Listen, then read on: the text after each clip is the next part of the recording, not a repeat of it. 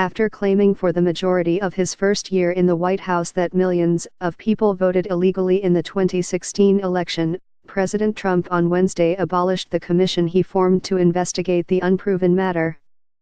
Shortly after exit polls revealed that rival Hillary Clinton had won the popular vote, the then president-elect rejected the results.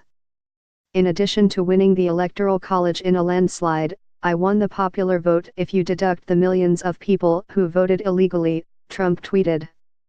The Washington Post's John Wagner reported that the panel's disbanding was a sizable blow to Trump's case that he actually won the popular vote.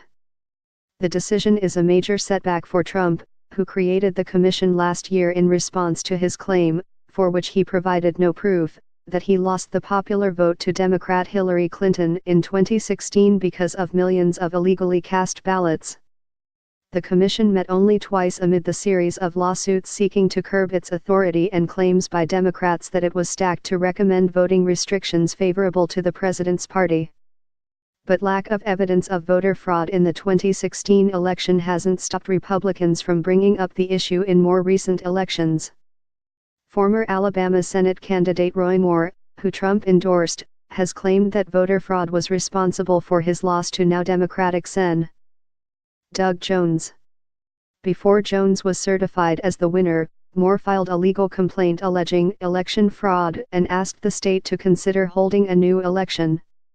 In the complaint, filed in state court, Moore's campaign argued that Alabama would suffer irreparable harm if the election results are certified without preserving and investigating all the evidence of potential fraud.